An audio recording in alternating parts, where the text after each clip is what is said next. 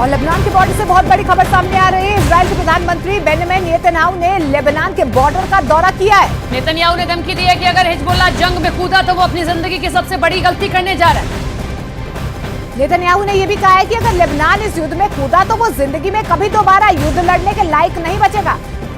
बड़ी खबर आप देख रहे हैं, लेबनान बॉर्डर पर नेतन्याहू पहुंचे और लेबनान को, हिजबुल्लाह को ये बड़ी चेतावनी। तो इजराइल के प्रधानमंत्री बेंजामिन नेतन्याहू ने लेबनान के बॉर्डर का दौरा किया। नेतन्याहू ने धमकी दी है कि अगर हिजबुल्लाह जंग में कूदा तो वो अपनी जिंदगी की सबसे बड़ी गलती कर रहे हैं। नेतन्याहू ने यह भी कहा कि अगर लेबनान इस युद्ध में उतर गया तो वो जिंदगी में कभी दोबारा युद्ध लड़ने के लायक नहीं रहेगा। वहीं इसके आगे नेतन्याहू ने एक मंत्री ने हमास, हिजबुल्लाह के साथ साथ ईरान तक को बर्बाद करने की धमकी दी है। रिपोर्ट देखिए।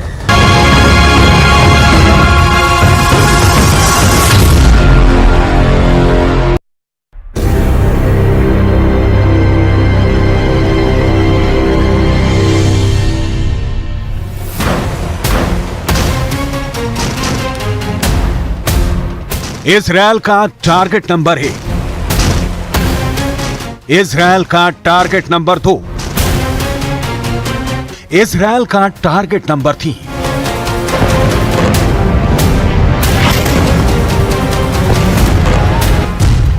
गाजा में हमास के खिलाफ शुरू हुई जंग का विस्तार अब हिजबुल्लाह तक हो गया है। हिजबुल्लाह और हमास के साथ ईरान दीवार की तरह खड़ा है और इजरायल का दुश्मन नंबर 1 बना हुआ है। इजरायल के खिलाफ पूरी दुनिया में मुहिम चला रहा है। हमास के गोदाम ईरान के हथियारों से भरे पड़े हैं। वहीं हिजबुल्लाह का बैकबोन भी ईरान है। हमास, हिजबुल्लाह और ईरान की तिकड़ी इजरायल के लिए सबसे बड़ी चुनौती है। इजरायल का दावा है कि वो इस तिकड़ी को तोड़कर दम लेगा। הוא יתגעגע למלחמת לבנון השנייה, הוא יעשה את טעות חייו, ואנחנו נכה בו בעוצמה שהוא לא יכול אפילו לדמיין, והמשמעות לו ולמדינת לבנון היא הרסנית, אבל אנחנו ערוכים לכל תרחיש.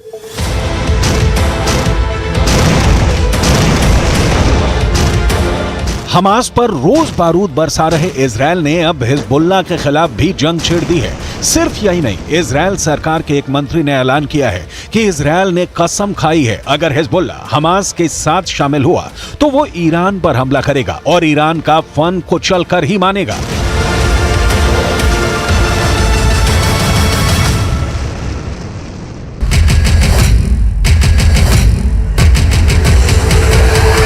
सवाल है, क्या हिजबुल्लाह के कई कैंपों पर इजरायल का हवाई हमला? यह हिजबुल्लाह के एक कैंप पर हुई एयर स्ट्राइक का विजुअल है। इजरायल का दावा है कि उसने हिजबुल्लाह के एक ऐसे कैंप पर बारूद बरसाकर खाक में बदल दिया है जहां से इजरायल पर एंटी टैंक मिसाइल से हमला होने वाला था। पूरी तैयारी हो चुकी थी, टारगेट भी सेट थे, लेकिन फायर बटन के दबने से पहले हिजबुल्लाह के उस कैंप पर आसमान से बारूद का पहाड़ टूट पड़ा। Camera 1, camera 2, camera 3, camera 4, camera 5। Israel के हवाई हमले के बाद हिजबुल्लाह के उस कैंप का क्या हाल हुआ, इसे देखने के बाद बताने की जरूरत नहीं है। हिजबुल्लाह का पहला ठिकाना तबाह, हिजबुल्लाह का दूसरा ठिकाना तबाह, हिजबुल्लाह का तीसरा ठिकाना तबाह,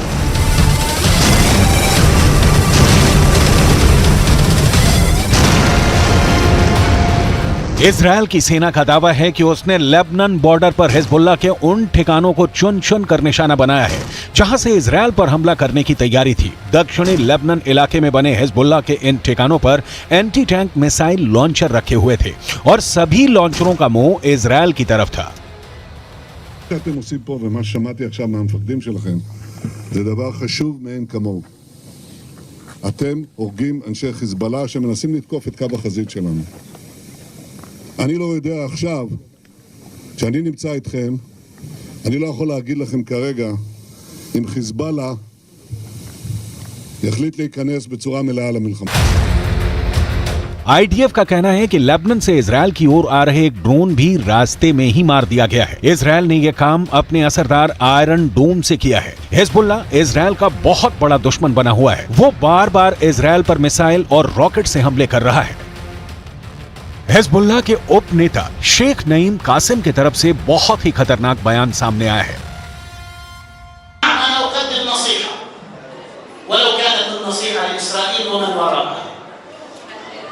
هزمتم شر هزيمة في طوفان الأقصى اكتفوا بها وتوقفوا حتى لا تكون لكم هزيمة أخرى من خلال المتابعة التي ستتابعونها لا أمل لديكم بالنصر। सुना आपने, हिजबुल्लाह के उपनेता शेख नईम कासिम का कहना है कि इजरायल और हमास के युद्ध में हिजबुल्लाह की अहम भूमिका है। अगर जमीनी युद्ध छिड़ा तो हिजबुल्लाह ही असली जंग लड़ेगा। ग्राउंड अटैक की इजरायल को भारी कीमत चुकानी होगी। हिजबुल्लाह के उपनेता शेख नईम कासिम का यह बयान उस वक्त आया है जब इजरायल पर हिजबुल्लाह के कैंपों से रॉकेट और मिसाइलें दागी जा रही थी। जवाब में दक्षिणी लेबनान बॉर्डर पर हिजबुल्लाह के कैंपों को इजरायल हवाई हमले कर मिट्टी में मिला रहा है। इजरायल लेबनान बॉर्डर पर तनाव चरम पर है। 7 अक्टूबर के बाद हिजबुल्लाह भी इस युद्ध में, अभी छोटी छोटी झड़पें हो रही हैं, शामिल हो गया। और लेबनान में हिजबुल्लाह के खिलाफ इजरायल ने अपना फ्रंट यहां से खोला हुआ है। ये उत्तरी फ्रंट है जहां लेबनान और हिजबुल्लाह के खिलाफ इजरायल की सेना है। दक्षिणी फ्रंट जहां हमास के खिलाफ गाजा में इजरायल हमला कर रहा है। तो ये तस्वीरें एक बार फिर 360 डिग्री से एक बार दिखा दीजिए करम, किस तरह के लोकेशन पे है।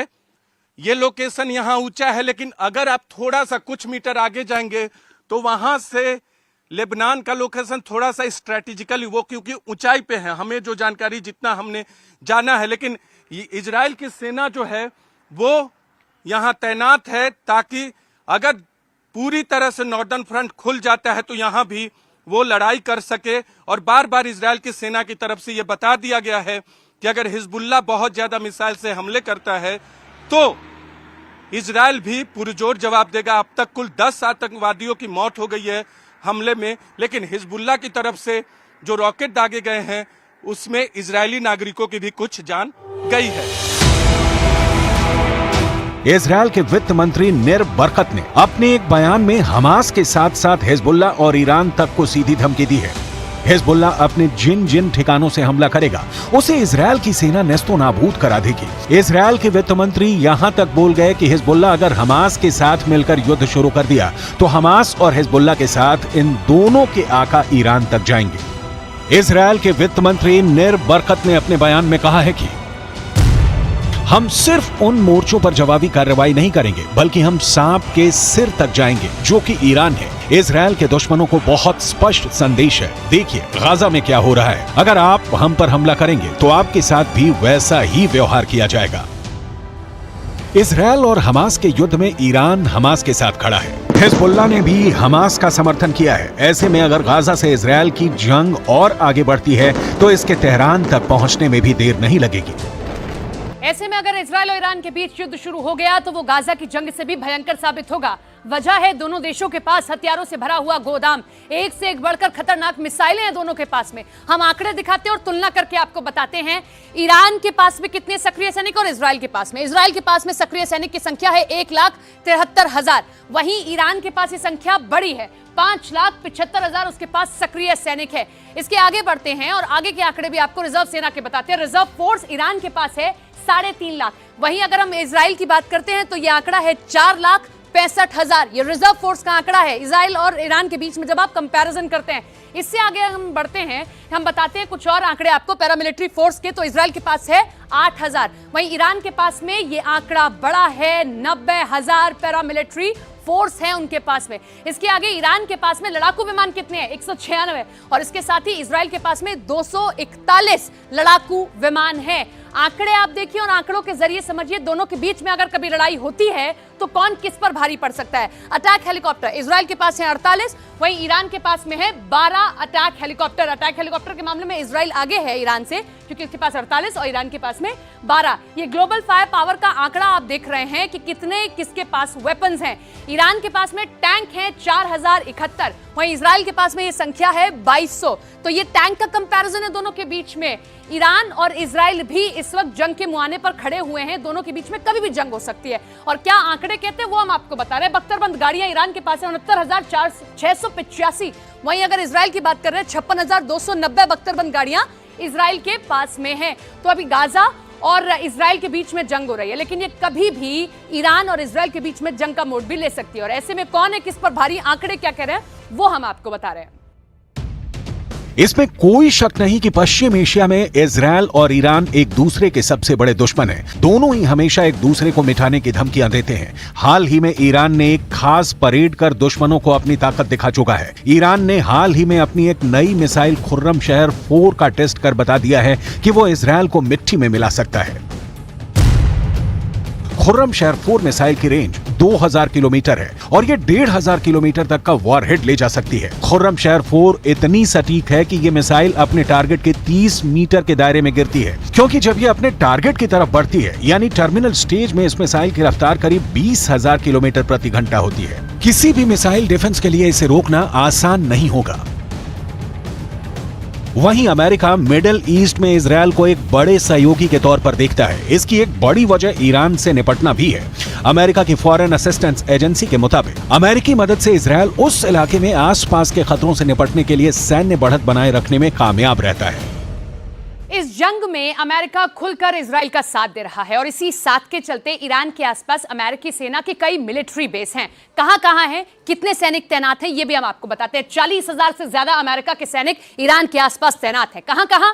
कुवैत में, यहां पर देखिए अपना अड्डा बनाया हुआ है अमेरिका ने, यहां सैनिक अपने तैनात कर दिए हैं। बहरीन में भी यहां अड्डा बनाया अमेरिका ने, अपने सैनिकों को यहां तैनात कर दिया है। इसी के साथ में सऊदी अरब में के पास में, यहां ओमान में भी देखिए अमेरिका ने अपने सैनिकों को तैनात किया, यहां अड्डा बनाया। यूएई में भी यहां पर इधर की तरफ से भी घेरा हुआ है और यहां पर भी अड्डा बनाया। कतर में भी इसी तरीके से घेरा बनाते हुए यहां सैनिकों को तैनात कर दिया है। कहां कितने सैनिक तैनात किए हैं, कितने अड्डे बनाए हैं अमेरिका ने, यह भी हम आपको आंकड़ों के जरिए बताते हैं। कुवैत में 10 बेस बनाए अमेरिका ने और यहां अपने 13,000 सैनिकों को तैनात करके ये घेराबंदी कुवैत की ओर से की गई है, अमेरिका की ओर से। इससे आगे बढ़ते हैं बहरीन में, तो 12 बेस अमेरिका ने यहां पर बनाए और यहां अपने 3700 सैनिकों को तैनात करके इजराइल को बड़ी मदद देने का काम किया है। इससे आगे अगर आप बढ़ते हैं, सऊदी अरब में 10 बेस बनाए और 3000 सैनिकों को यहां अमेरिका ने तैनात कर दिया। ये देखिए हर तरफ से अमेरिका घेरने की कोशिश कर रहा है और इजराइल को बड़ी मदद पहुंचा रहा है। ओमान में भी 6 बेस उसने बनाए और 600 सैनिकों को अपने यहां पर तैनात कर दिया है। ये तैनाती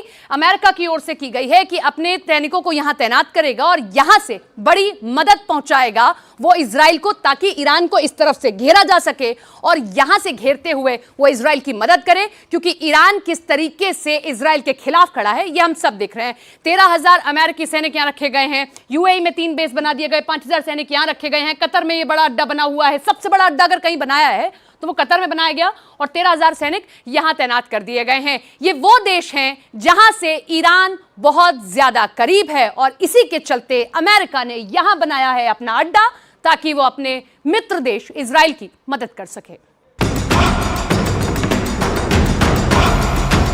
इसमें कोई शक नहीं कि इजरायल की फौज जिस तरह से गाजा को हजारों टन बम मारकर समतल कर रही है, इसने ईरान को बहुत ज्यादा बेचैन कर दिया है। हिजबुल्लाह की नींद उड़ गई है। लेकिन अगर जंग ईरान तक पहुंच गई तो अमेरिका को युद्ध में खुलकर आना पड़ेगा। अगर जंग का तापमान ऐसे ही बढ़ता रहा तो हमास और इजरायल के बीच शुरू हुआ युद्ध ईरान और अमेरिका के भिड़ंत में बदल सकता है, जो तीसरे विश्व युद्ध का आगाज साबित हो सकता है। ऐसे में यह कहना गलत नहीं होगा कि हमास से हमदर्दी ईरान के लिए सरदर्द साबित होने वाली है।